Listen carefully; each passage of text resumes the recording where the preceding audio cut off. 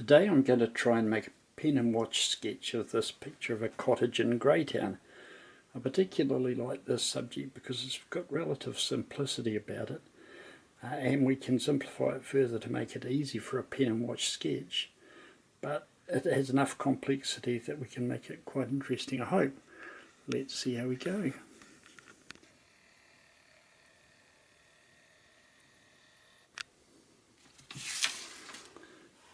So I'm just going to have to start by putting in a few of the simpler details of the building, and I'll start with the ridge line and we'll try and get the ridge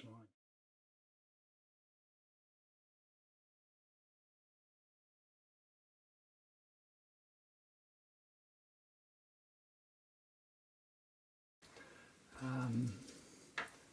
Cobalt blue is my go-to colour for skies. Sometimes I use other blues, but cobalt always seems to me to fit the sky quite well.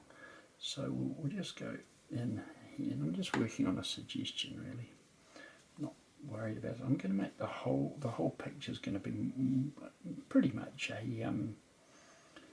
vignette, so it's going to have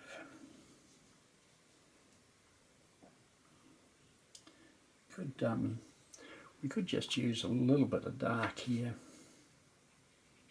slightly darker stuff, and often I work into the sky with my fingers just to make it a little bit more convincing. Got to do that while it's still quite wet if it's going to work at all. That'll do for me. And I don't need very much foreground at all, so I'm still going to use my big mop here, and I'm just picking up a bit of grey out of my palette. You may not be able to see it. This is the palette I'm using. I never keep my palette clean at all particularly. I like to be able to use the colours that are in it again and again where I can. So I'm just going to put a little bit of a wash here and a line down through there for that'll do, I think. I might just darken that a little bit. I'll go to a finer brush for this.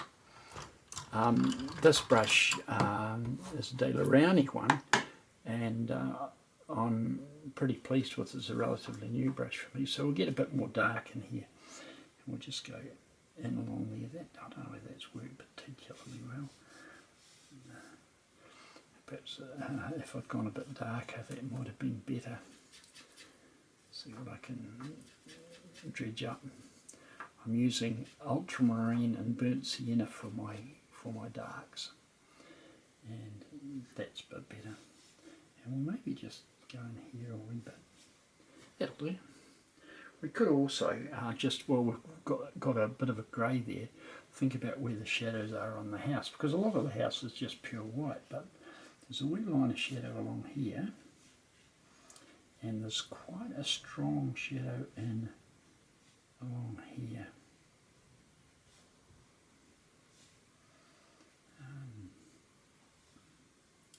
I've gone a little bit far out on that end, so this is where I use the magic tool, which is the kitchen paper, just to take off those bits that I don't really like. There again. Yeah, okay, that's starting to look a bit cooler. A bit hard to know where to go now, but maybe we'll go to the roof. And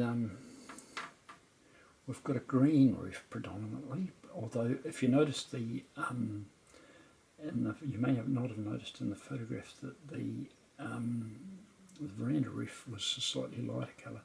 So let's just see what we can produce here.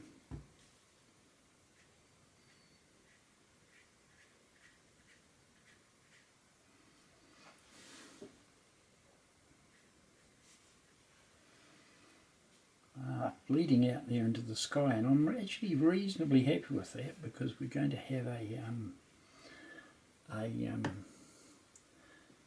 tree out there. So I just added a bit of water to this, and I'm just going to really fade in the sky here. And I'll just work that out into the sky a little bit more, because it just looks like a tree in behind the building really, and I'm more than happy with that. There is some grass green, which is, if you notice, is not enormously different to the colour of the in here. And I'm just being careful not to touch that and in here.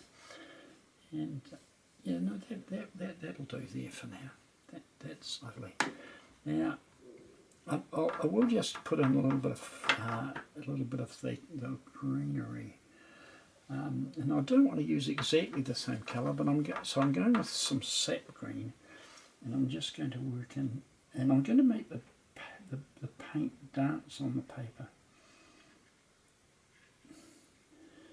And I've found over the years that the secret of making convincing greenery is to actually mix up your colour quite a lot. So I'm going to actually add a little bit of orange to my green here. Not too much, but just enough to make the colour look a bit different. I hardly got enough there. See how, oh yeah, look at that. That's almost too much. We'll put a bit more of that over here somewhere. Slightly different. Now we're going to go to a much bluer green. Because green foliage can be lots of colours. I'm just going to put some in here, and maybe on this bit that I decided could be agapanthus. Not too worried about making it too detailed, and also not too worried about it falling over onto the other surface. Perhaps a bit of red in somewhere, but not enough red that it's looks like a flower. We're just looking at getting a bit more variety in here.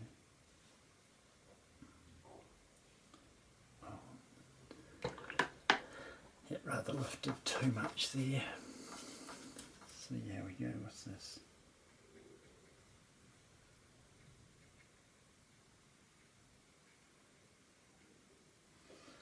And back to a bit of sap green.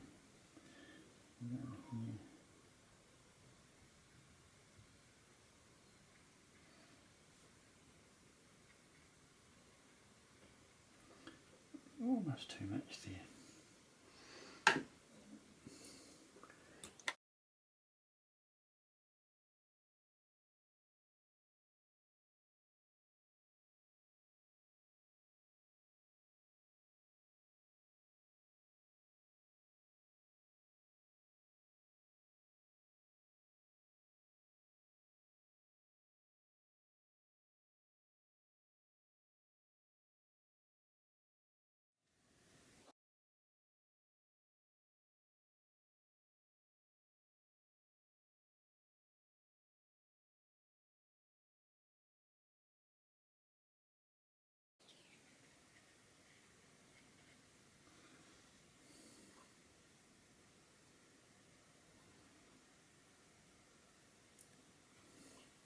And perhaps I'll just put a wash, remembering that I'm using a waterproof pen here, so I can do practically anything I want. I'm just going to extend this grey wash that I've got on the right into the left a little bit here.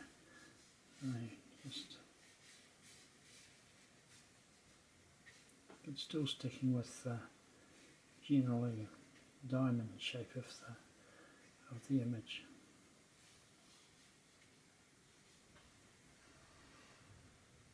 Yeah, it's not a work that I'd be framing and asking a lot of money for, but I think it works reasonably well. So we'll just leave that like that.